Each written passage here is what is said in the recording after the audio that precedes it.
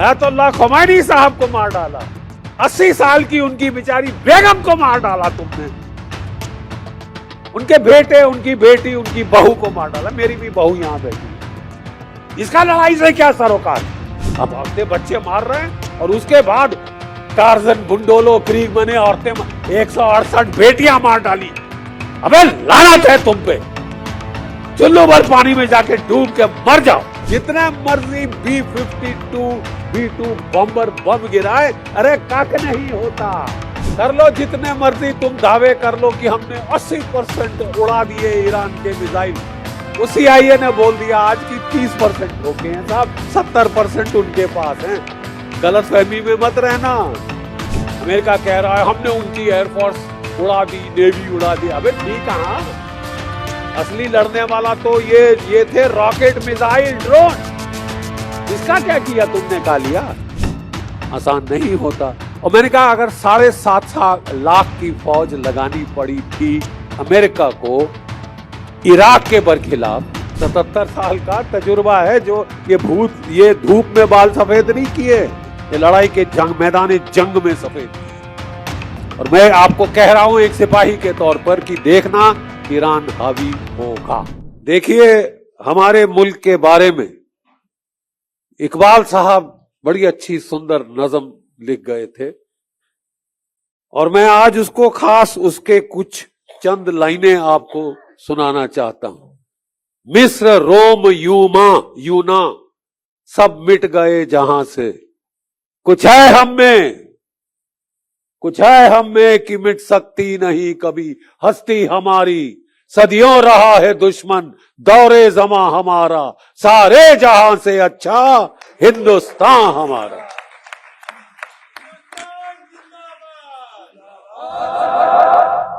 और कुछ ऐसी ही तारीख है हमारे हमसाया, हमारे पड़ोसी मुल्क ईरान की।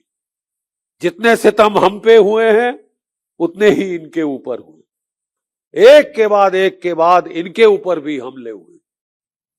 लेकिन इनमें भी वो चीज है, ये एक सिविलाइजेशनल स्टेट है।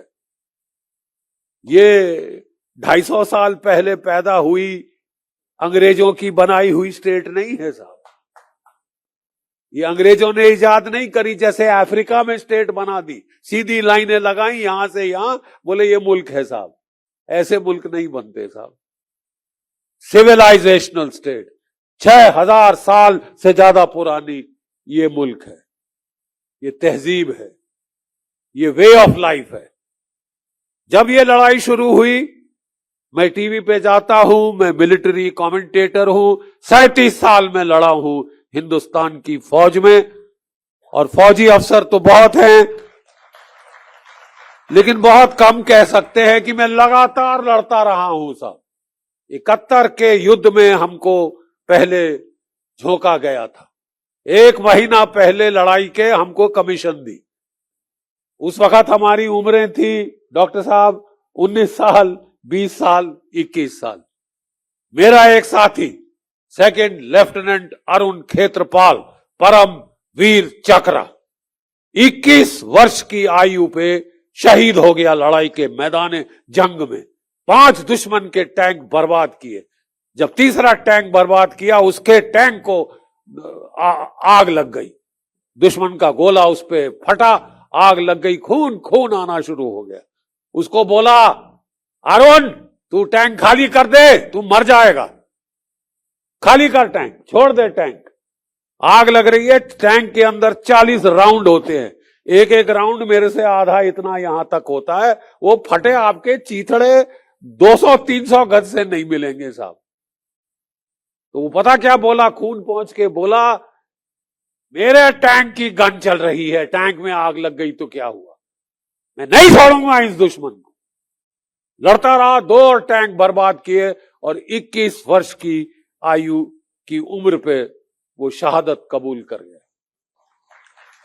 अगर आज वो जिंदा होता मेरी तरह तकरीबन 77 साल का होता, लेकिन वो हमेशा 21 रहेगा। वो हमेशा 21 रहेगा जिस उम्र पे उसने कुर्बानी दे दी अपने मुल्क के लिए, अपने लोगों के लिए। ठीक है साहब, ये एक शहादत की जो ट्रेडिशन है ये ईरान में बहुत तगड़ी, शिया समुदाय में बहुत तगड़ी शहादत की एक ट्रेडिशन, एक परंपरा, ठीक है, एक सिलसिला। और मैं बताना चाहता हूं कि जब यह लड़ाई शुरू हुई तो मुझसे बोला गया, जनरल साहब आपने 37 साल झक मारी है फौज में, आप बताइए कौन जीतेगा। सीधा सवाल मिलिट्री एनालिस्ट से, 37 साल आप लड़े हैं, 5 मैदाने जंग आपने देखे हैं। मैं लड़ा 71 में, मैं लड़ा पंजाब में, मैं कारगिल में लड़ा, फिर जाके किश्तवाड़ में 3 साल लड़ा, फिर रजौरी पुंछ में लड़ा, एक के बाद एक मैं लड़ता ही रहा।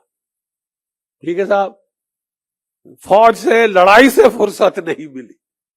अब खुशकिस्मत हैं वो लोग जो कि कह सकते हैं कि मैं सुकून चैन में रहा, बच्चों के साथ रहा, बेगम साहिबा मेरी अकेले बच्चों को पाल रही थी, यहां बैठे हैं मेरे बेटे साहबजादे, ठीक है, और मेरी बहू जो भी एक फौजी की बेटी है। ठीक है, तो मैंने कहा साहब जब इस लड़ाई का नतीजा आएगा आप हैरान रह जाएंगे। गौर फरमाएं, जब इस लड़ाई का नतीजा आएगा आप हैरान रह जाएंगे, ईरान भावी होगा।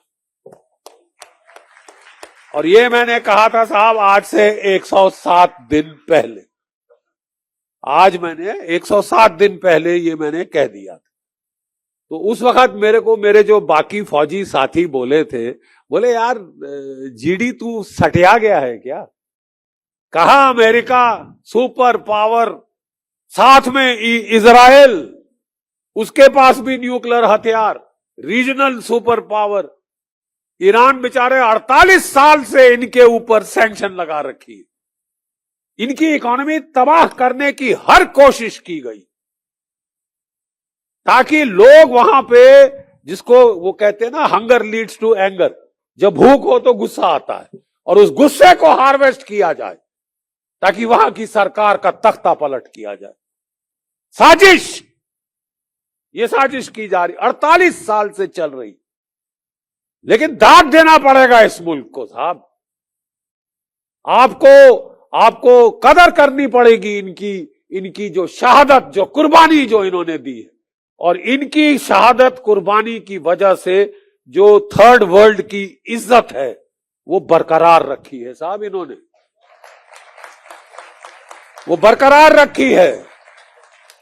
और हमें फौज में अगर एक चीज की हम लोग हम बहुत कदर करते हैं वो है हिम्मत की, वो है शुजात की।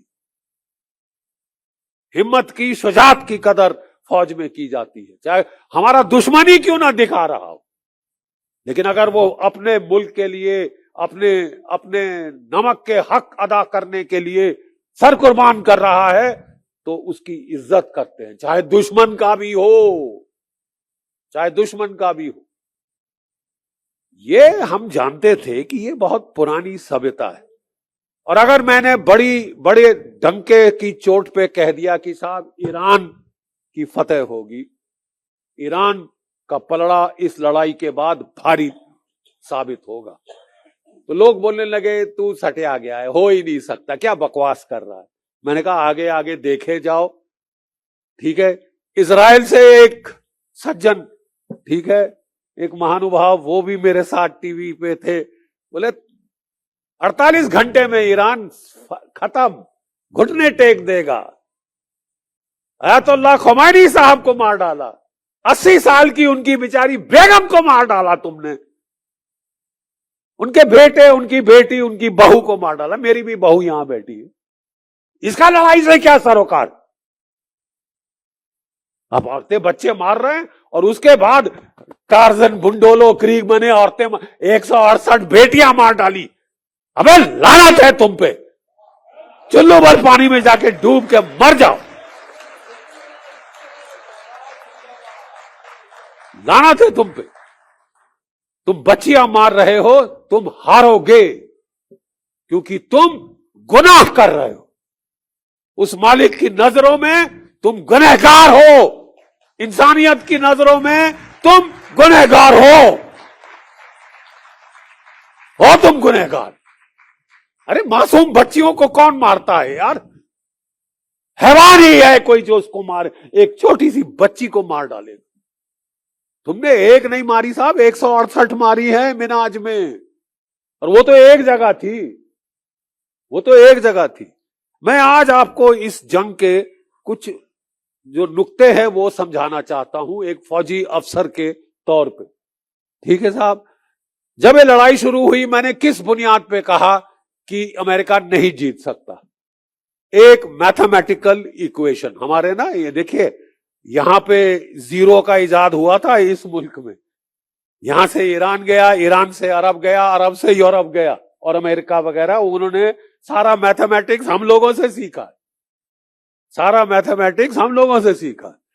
तो मैंने कहा साहब, जब अमेरिका ने इराक पे हमला किया था, इराक ईरान से 1/4 गुना छोटा है। इराक सपाट समतल रेगिस्तान है, वहां कहीं भी लेके टैंक लेके चढ़ जाओ। ईरान इराक से 4 गुना बड़ा है, नंबर 1। ठीक है साहब, ईरान इराक से 4 गुना ज्यादा बड़ा है, और पहाड़ ही पहाड़ हैं, एल्बर्स, ज़ाग्रोस, और जो समुद्र तट है हॉर्मुज के ऊपर, वो सारी चट्टाने हैं, रेत नहीं है साहब। वो चट्टान पे हमला करने बड़ी बड़ी फौज के फाख्ते उड़ जाए। और 48 साल से ये लोग तैयारी कर रहे हैं इस जंग की, 48 साल से ईरान के लोग इस जंग की तैयारी कर रहे हैं। वो कह रहे थे ना कि साहब ये सरजमी हम इसको रौंदते हैं साहब, टैंक रौंदते हैं। अरे ये सरजमी ही हम फौजियों को बचाती है, मालूम? हम खोदते हैं इसके अंदर टनल, ट्रेंचे, बंकर, और अंदर घुस जाते हैं, और जितने मर्जी B-52 B-2 बम्बर बम गिराए, अरे कख नहीं होता, कख नहीं हुआ है। कर लो जितने मर्जी तुम दावे कर लो कि हमने 80% उड़ा दिए ईरान के मिसाइल। वो CIA ने बोल दिया आज की 30% ठोके हैं साहब, 70% उनके पास हैं। गलतफहमी में मत रहना, फिर लड़ाई शुरू करोगे ऐसा झटका लगेगा कि होश आवाज के फाख्ते उड़ जाएंगे, और ठीक वही हुआ है साहब। मैं समझाना चाहता हूं कि जब अमेरिका ने पहले 1991 में 1991 में इराक पे हमला किया था, मालूम कितनी फौज लगाई थी जमीन पे? 7.5 लाख। 45 देश मिलके चढ़े थे उस एक मुल्क के ऊपर। ठीक है, 3,500 जेट फाइटर थे। अब इराक के पास नहीं थे जेट फाइटर, बराबरी करने का कोई सवाल नहीं था। तो उसने जो रूस के स्कड मिसाइल थे वो फायर करने शुरू किए। वहां से ईरान के लोगों ने, चीन के लोगों ने, और हमारे हिंदुस्तान के लोगों ने सबक सीखा। हमारे जो सबसे पॉपुलर, जो हमारे सदर रह चुके हैं, प्रेसिडेंट अब्दुल कलाम, नाम याद है? ठीक है साहब, बड़ी इज्जत से वो नाम लिया जाता है इस मुल्क में। हमारे सबसे मशहूर प्रेसिडेंट, वो हमारे मिसाइल साइंटिस्ट थे। उन्होंने कहा साहब अगर हम जेट फाइटर का इंजन अच्छा नहीं बना सकते तो छोड़ो, जैसे इराक ने मिसाइल का इस्तेमाल किया है, रॉकेट मिसाइल का इस्तेमाल करो। और तब से हमारे भी मिसाइल बनने शुरू हुए, ईरान में रॉकेट मिसाइल और ड्रोन बनने शुरू हुए, और आज इन रॉकेट मिसाइल ड्रोन्स की बदौलत अमेरिका कह रहा है हमने उनकी एयरफोर्स उड़ा दी, नेवी उड़ा दी। अबे थी कहां? असली लड़ने वाला तो ये थे रॉकेट मिसाइल ड्रोन। इसका क्या किया तुमने? का लिया? इसका क्या किया तुमने? वो बरकरार हैं, वो बरकरार हैं। देखिए हमारे फौज में एक बड़ा सीधा फलसफा है, जो डर गया सो मर गया। और जहां डर नहीं, जहां हिम्मत है, जहां शुजात है, जहां बहादुरी है, जहां कहते साहब हम शहादत को गले लगा देंगे, भागेंगे नहीं, हम शहादत को गले लगाएंगे। अरे साहब, मैंने कहा कि हर देश का इतिहास होता है, उस पर हमला करने के पहले उसकी तारीख पढ़ी जाती है, समझी जाती है। ठीक है, ये वो मुल्क है, ये वो मुल्क है जहां शहादत एक वे ऑफ लाइफ है। ये वो मुल्क है जहां ईरान और इराक का जब 8 साल जंग हुई, 1 मिलियन लोग, 1 करोड़ लोग इनके शहीद हो गए। इनके 12-12 साल के बच्चे माइनफील्ड के अंदर अटैक करते थे, शहादत कुर्बान हो जाते थे, लेकिन रास्ता खोलते थे अपनी फौजों के लिए, रास्ता खोलते थे माइनफील्ड में। माइनफील्ड में बारूद इतने बड़े बड़े वो बम लगे होते हैं, जमीन में गाड़े होते हैं। तो इनके बच्चे 12-12 साल के साथ वो हल्ला करते हुए कि हम जाएंगे आगे, वो जाते थे, वो फट जाते थे, लेकिन माइन भी फट जाता था। और फिर ईरान की फौजें ना सिर्फ इराक का हमला रोका, पलटवार किया और ईरान के अंदर घुस के चढ़ गए। ठीक है, 8 साल लड़े थे।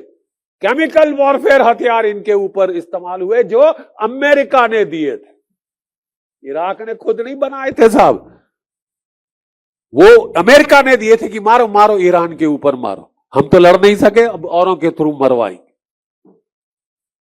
ठीक है साहब, जो मुल्क 8 साल वैसे लड़ गया, मैंने कहा यार कुछ है हम में कि मिट सकती नहीं कभी हस्ती हमारी, इस मुल्क की हस्ती नहीं मिटेगी जब तक लोग कुर्बानी शहादत देने को तैयार है, बच्चा बच्चा अपने मुल्क की इज्जत हिफाजत के लिए लड़ने को तैयार है, तो साहब वो मुल्क को हराना आसान नहीं होता, आसान नहीं होता। और मैंने कहा अगर 7.5 लाख की फौज लगानी पड़ी थी अमेरिका को इराक के बरखिलाफ, पहली गल्फ वॉर 1 में, गल्फ वॉर 2 में जब बहुत नुकसान हो चुका था, तब भी 3 लाख की फौज लगानी पड़ी।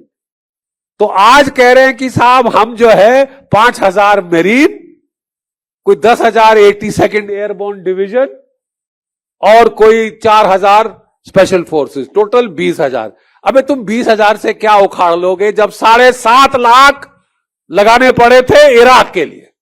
सिंपल एक, अगर आप कागज पेंसिल ले लें और जो हम बच्चों को गणित सिखाते हैं, जो हम मैथमेटिक्स सिखाते हैं, वो कर लो तो आपको पता चल जाएगा कि कौन जीतेगा कौन हारेगा। तो उस वक्त लोग बड़ी हंस रहे थे, मजाक कर रहे थे, अरे ये बुढ़ा सटिया गया है, 77 साल का हो गया है। मैंने कहा साहब 77 साल का तजुर्बा है, ठीक है, 77 साल का तजुर्बा है, जो ये धूप में बाल सफेद नहीं किए, ये लड़ाई के मैदान जंग में सफेद किए। और मैं आपको कह रहा हूं एक सिपाही के तौर पर कि देखना ईरान हावी होगा। और आज मुझे खुशी है कि ईरान हावी हुआ है, हावी हुआ है। जितने भी तशद्दुद, जितने भी बमबारी तुमने कर ली, 15,000 सॉर्टीज तो अमेरिका ने चलाई, 2,000 सॉर्टीज कोई इजराइल ने चलाई, 17,000 इनके ऊपर बड़े बड़े बम गिरे हैं, टनों के बम, लेकिन ज्यादातर वो धरती के ऊपर फटे हैं, क्योंकि ये गाड़ के 40 साल पहले इन्होंने जमीन के नीचे चले गए, जिस तरह की वियतनाम वाले चले गए। वियतनाम से भी अमेरिका को मुंह की खानी पड़ी थी। और बोले ना, जान बची तो लाखों पाए, घर के बुद्धू घर को आए। वो वियतनाम से हो गया, वो इराक से हो गया, वो अफगानिस्तान से हो गया, अब वो ईरान ने करके दिखाया। लेकिन इस वक्त क्योंकि मुझे आज इतनी क्यों एक अंदर से खुशी हो रही है, अंदर से मुझे एक सुकून आ रहा है, एक चैन आ रहा है, क्योंकि साहब जब से ये डोनाल्ड ट्रंप आए तो इन्होंने तो ढंका पीटना शुरू कर दिया कि मेरे पास एक नया लड़ने का आला है। क्या आला है साहब? Artificial intelligence, maven software. ठीक है, और साहब ये मेवन सॉफ्टवेयर क्या है? जो आपके प्रीडेटर ड्रोन हैं उसमें ये सॉफ्टवेयर लगाया जाता है, और ये जो सिग्नल इंटेलिजेंस, ठीक है, सैटेलाइट इंटेलिजेंस, ह्यूमन इंटेलिजेंस, ये सारा पिक्चर को फ्यूज करता है। वो क्लाउड जो होता है ना, जिसको बोलते हैं हमारे क्या कहते हैं कंप्यूटर्स के अंदर क्लाउड, वो सारा फ्यूज करते हैं। फेशियल रिकग्निशन सॉफ्टवेयर होता है, मतलब वो ऊपर से सैटेलाइट और ड्रोन, आप सड़क पे जा रहे हैं, आपने ऐसे मुंह करके देखा, वो आपकी फोटो पकड़ के पहचान लेता है, पिक्सल मैच करता है, जैसे कि पासपोर्ट के दौरान आपकी आंख में वो डाल के फोटो डाल के मैच की जाती, ठीक है। और ये उसने जब इजाद किया, और फिर उसमें क्या है साहब, जो आपकी ट्रैफिक लाइट रहती है ना साहब, जो ट्रैफिक लाइट रहती है, वो ट्रैफिक लाइट में कैमरे होते हैं कि अगर आप रेड लाइट को जंप करें तो आपकी फोटो खिंच जाएगी, आपको चालान ऑटोमेटिकली आ जाए। ये हर जगह हर देश में तकरीबन आ गया। उसको हैक करके जब भी ईरान के टॉप लीडर चले, उनकी कॉन्वॉय चले, भाई जब भी हमारे प्रधानमंत्री जाते हैं, कोई एक गाड़ी थोड़ी ना जाती, 7-8 गाड़ियां जाती हैं, ठीक है, जो कि सायरन बजता है, ये बजता है, एम्बुलेंस होती है, सिग्नल व्हीकल, जैमर व्हीकल, ये वो, जहां वो चलता है, आप वो कैमरा को हैक करके सैटेलाइट से पता कर लेते हैं कि लीडरान कहां से कहां जा रहे हैं, कब जा रहे हैं। ये करके सन 2024 में अमेरिका ने पहली बार, मैं आपको कुछ अंदरूनी खास चीजें आज बता रहा हूं जो मीडिया में भी इतनी नहीं आई, लेकिन एक फौजी के तौर पे मैं आपको समझा रहा हूं कि हुआ क्या है, ताकि आप समझें कि ये स्केल ऑफ विक्ट्री क्या हुई, ठीक है साहब। तो उनने साहब जो है ये इसका इस्तेमाल किया 2024 में हिजबुल्लाह के बरखिलाफ, नासरुल्लाह को मार डाला, उसका नंबर 2 आया उसको मार डाला, 3 आया उसको मार डाला, पेजर में बम लगाए और उसके जो मिडिल टायर लीडर मार डाले, और हिल गया बेचारे हिजबुल्लाह वाले। किसी को उम्मीद नहीं थी कि ऐसा टेक्नोलॉजी का इस्तेमाल होगा। 2025 में पिछले साल जब 12 दिन की लड़ाई हुई तो इन्होंने साहब ईरान के बरखिलाफ किया। पहले दिन कोई 30-32 जो हमारे IRGC के लीडर थे, जो न्यूक्लियर साइंटिस्ट थे, उनको घर बैठे बैठे मार डाला। और क्या बहाना लगाया कि हम तो साहब पीस टॉक कर रहे हैं, हम शांति की वार्ता कर रहे हैं, बातचीत चल रही थी और हमला कर दिया। ये खासा तरीका है साहब, हमारे में तो इसको हरामजादगी कहते हैं। नहीं क्या मतलब आप कह रहे हो कि हम तो साहब शांति की बात कर रहे हैं, शांति की, आप धोखाधड़ी कर रहे हो ना, शांति के बहाने आप पीठ में छुरा घोंप रहे, ठीक है साहब। ईरान वो भी सह गया। फिर मादुरो के खिलाफ डोनाल्ड ट्रंप ने ये चलाया, ये मेवन आर्टिफिशियल इंटेलिजेंस सॉफ्टवेयर। अब देखिए साहब, लोग और लोगों में, नस्ल और नस्ल में फर्क। घूस खिलाई CIA ने वाइस प्रेसिडेंट से लेकर वेनेजुएला के आखिरी बटालियन कमांडर तक, और पूरा देश बिक गया, ठीक है साहब, बिक गया वो देश। और 2 घंटे में वेनेजुएला खत्म। जहां 2 घंटे में इन्होंने वेनेजुएला को खत्म किया, डोनाल्ड ट्रंप साहब का सर 7वें आसमान पे चढ़ गया। अब मैं किसी भी मुल्क को मसल सकता हूं, खासकर अगर तीसरी दुनिया का मुल्क है, एशिया का, अफ्रीका का, यहां कहीं का मुल्क है, मैं मसल दूंगा साहब। और उनको पूरा विश्वास था, और नेतन्याहू साहब ने आके उनको उकसाया कि 48 घंटे में ईरान को खत्म कर देंगे। कैसे खत्म करेंगे साहब? हमने वहां पे 40 से 50 हजार, आप जानते हैं, 40 से 50 हजार इलॉन मस्क के स्टारलिंक टर्मिनल भेजे। क्यों भेजे साहब? कि अगर ईरान अपना इंटरनेट बंद करता है, सारी ये जो बदमाशी है ये इंटरनेट पे होती। जो आपने कलर रेवोल्यूशन देखी श्रीलंका में, कहां से हुई? सोशल मीडिया से। जो बांग्लादेश में हुआ तख्ता पलट, कहां से हुआ? सोशल मीडिया से। जो नेपाल में तख्ता पलट हुआ, कहां से हुआ? सोशल मीडिया से। तो ईरान को पहले चेता दिया था रूस ने, चीन ने, कि ये संभल के रहना, ठीक है, इन्होंने 40-50 हजार स्टारलिंक टर्मिनल भेजे कि ईरान की सरकार अगर इंटरनेट बंद भी करे तो हम अपना इंटरनेट चालू करके अपने एजेंटों को, अपने लोगों को भड़काएंगे, उकसाएंगे। और उसके पहले इन्होंने ईरान की करेंसी पे हमला किया। $1 1.5 लाख रियाल के बराबर करा दिया कि लोगों में भुखमरी हो। अरे जो आप में भुखमरी करना चाहते हैं वो नाटक कर रहे हैं। हम ईरान के लोगों को बचाना चाहते हैं, हम उनको छुड़ाना चाहते हैं, शाह ईरान वापस आएंगे। अबे वो अमेरिकनों का एजेंट था। शाह ईरान अमेरिकनों का एजेंट था। ठीक है, 1951 में मुसादेक ने तख्ता पलटा था। ठीक है, इस राजशाही का जो अंग्रेजों को बिकी हुई। ठीक है, और उस वक्त एग्जैक्टली यही कहानी हुई। इतिहास दोहराता है अपने आप को जनाब, दोहराता है साइकिल्स में।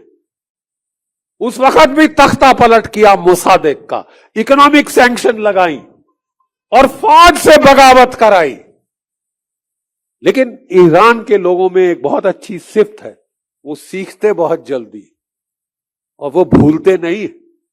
अब ईरान में एक फौज नहीं है साहब कि आर्मी हो, नेवी हो, एयरफोर्स है, वो तो है ही है। साथ में IRGC है, इस्लामिक रेवोल्यूशनरी गार्ड कोर, जो कि वफादार है सुप्रीम लीडर का। कि आप किसी और को खरीद भी ले तो एक ये है तबका। ठीक है, और उन्होंने यही चीज को दोहराने की कोशिश करी इस साल जनवरी में। और मोसाद का जो टॉप लीडर था और नेतन्याहू था, ये लोग गए अमेरिका, डोनाल्ड ट्रंप को बोला सब कुछ तैयार है, बगावत होगी साहब, ईरान में बगावत होगी। ईरान के लोगों का हजूम के हजूम सड़कों पे आएंगे और ये खत्म। 48 दिन में आप फतेह हासिल कर ली होगी वेनेजुला के बाद ईरान पे। और डोनाल्ड ट्रंप ने साहब डींगे हाँकनी शुरू करी। मैंने मसल दिया वेनेजुला को, 48 घंटे में ईरान के घुटने टिका दूंगा, फिर मैं ग्रीनलैंड को पकड़ूंगा, फिर मैं कनाडा को पकड़ूंगा। उसके बाद कहां आएंगे साहब? भारतवर्ष। नहीं, उसके बाद कहां आएंगे? ये कौन सा जमाना है? क्या ये कॉलोनियलिज्म का जमाना है? मेरे को वेनेजुला का तेल चाहिए, मेरे बाप का है, ये लो, ये मेरे पास है और है उसके पास। ईरान का तेल मेरा है, मैं ले लूंगा। ग्रीनलैंड में रेयर अर्थ है, मुझे चाहिए, मैं ले लूंगा। कनाडा में यूरेनियम है, तेल है, मैं ले लूंगा। आप क्या क्या लेंगे साहब, कहां कहां लेंगे? ठीक है, तो मैं आपको बताना चाहता हूं कि यह साजिश थी ईरान के बरखिलाफ। दाद देते हैं ईरान के लोगों की शुजात को। इतनी टेक्नोलॉजी लगाई, AI लगाया, लेकिन ये लोग सीख गए, क्योंकि ये ट्रेलर इन्होंने हिजबुल्लाह के खिलाफ देखा था, पिछले साल ईरान के बरखिलाफ देखा था, फिर इन्होंने वेनेजुला के बरखिलाफ देखा और चौथे साल ये सीख गए। इतनी टेक्नोलॉजी लगाई। देखिए जितना भी, देखिए अल्लाह ताला ने एक दिमाग दिया है। और मैं बता दूं, ये जो बायो कंप्यूटर है ना, ये किसी भी कंप्यूटर से ज्यादा तेज है। चाचा चौधरी का दिमाग कंप्यूटर से भी तेज चलता है। ठीक है, हमारे ईरानी भाइयों का दिमाग, उन्होंने देखिए क्या कहा, भाई ये है इसका तौर तरीका लड़ाई का। नंबर 1, जो कमांड एंड कंट्रोल डिसेंट्रलाइज किया जाए। 31 डिस्ट्रिक्ट हैं ईरानियन रेवोल्यूशनरी गार्ड कोर के, हर एक डिस्ट्रिक्ट के पास अपने मिसाइल, अपने रॉकेट, अपने ड्रोन है। उन्होंने सबके जो 31 डिस्ट्रिक्ट कमांडर थे, बोले अगर हम तेहरान में सब मारे जाएं टॉप लीडर, तो आप बिल्कुल फिक्र नहीं करना, आप जो है, ये है आपकी टारगेट लिस्ट। अमेरिका के ये 17 बेस हैं, इनको ठोक देना। ईरान के ये हवाई अड्डे है, ये हाइफा का रिफाइनरी है, इसको उखाड़ देना। इंतजार मत करना कि हुक्म तेहरान से आई।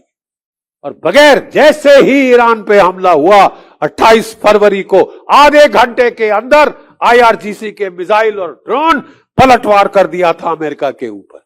हर कमांडर को बोला गया कि 5 कमांडर अपने चेन ऑफ नियुक्त करो, मैं मारा गया तो ये मारा गया तो ये मारा गया तो ये। और ये सारी फसाद की जड़ ये ड्रोन है। क्या आप जानते हैं कि ईरान के लोगों ने कोई तकरीबन ईरान के लोगों ने ये 30 से 35 ड्रोन अमेरिका के शूट डाउन कर दिए हैं, MQ-9 रीपर, ठीक है। और इन ड्रोन्स के चलते एक ड्रोन $30 मिलियन का है। 50 जहाज अमेरिका के शूट डाउन हो गए। अमेरिका झूठ बोल रहा है कि मेरे केवल 13 शहीद हुए हैं। वो आज से 40 दिन पहले 13 का आंकड़ा आया था, वहां पे सुई अटक गई। असलियत यह है कि वो कह रहे हैं 13 मारे गए, 415 से ज्यादा घायल हुए हैं, ठीक है। घायल, वुंडेड और इसका रेशियो 1/3 होता है, ठीक है। इसका मतलब 100 से ज्यादा तो अमेरिका के सिपाही मारे गए, जो कि वो अपने लोगों से छुपा रहे हैं, क्योंकि वहां के लोग कह रहे हैं कि साहब हम अपने देश के लिए कुर्बानी देने को तैयार हैं, हम इजराइल के लिए नहीं मरना चाहते। आज मेरे को खास इतना आक्रोश क्यों है, क्योंकि ये जो आर्टिफिशियल इंटेलिजेंस सॉफ्टवेयर लगाया गया था, उसी की गाइडेंस से मिनाज के स्कूल पे हमला हुआ था। कंप्यूटर में हम बोलते हैं गार्बेज इन गार्बेज आउट। अगर आप गंद डालें कंप्यूटर में, गंद ही निकलेगा। और नाम बड़ा बड़ा टेक्नोलॉजी का लगा के आपने 168 बच्चियां मारी हैं। आपको एक एक बच्ची की आह लगी है। और अगर आप आज पिट गए हैं तो वो बच्चियों की, मिनाज की बच्चियों की आह की बदौलत है। कुरान शरीफ में साफ लिखा है, एक भी मासूम का कत्ल पूरी दुनिया का कत्ल। एक भी मासूम का कत्ल पूरी दुनिया का कसम है। एक मासूम नहीं, 168 तो आपने मिनाज में ही मारे। और कितने मासूम मारे हैं वो हिसाब ऊपर होता है, वो हिसाब अब सामने आ रहा है। हमको बड़ा फख्र है कि एक थर्ड वर्ल्ड के देश ने हिम्मत दिखाई, शुजात दिखाई। उस वक्त सब सोच रहे थे यहां पे कि साहब ये ईरान टिक नहीं सकता, हमारा दोस्त गया तो भाई जो जीता वही सिकंदर, झुक जाओ उसके सामने, अमेरिका के सामने दंडवत कर दो। पाकिस्तान के मुल्ला आसिम मुनीर हर महीने एक बार डोनाल्ड ट्रंप के पास जूते चाटने पहुंच जाते हैं, तो हम भी लाइन लगाएं? हम नहीं लगाएंगे साहब, हम नहीं लाइन लगाएंगे। और लास्ट चीज मैं कहना चाहता हूं, अगर हम उस वक्त 28 फरवरी को जब मिनाज का हत्याकांड हुआ था तो चुप रहे, आज हमारे जहाजों पे हमला हो गया। 3 जहाज हमारे उड़ाए। क्यों बे, तुमने चीन का जहाज हाथ लगाया? तुम्हारी हिम्मत थी कि रूस का जहाज हाथ लगाओ, क्योंकि हम दोस्ती दिखा रहे हैं तो हम कह रहे हैं दोस्त है, तुम हम दोस्तों को ही चुन के मार रहे हो। अगर ऐसे दोस्त चाहे हो तो दुश्मन भले हैं, ऐसे दोस्त हो तो दुश्मन भले हैं। आज फिर एक बार मैं ईरान के लोगों की हिम्मत और शुजात को दाद देना चाहूंगा। एक फौजी के हैसियत से मैं सलाम करना चाहता हूं कि हिम्मत मर्द, मदद खुदा। जय भारत, जय हिंद।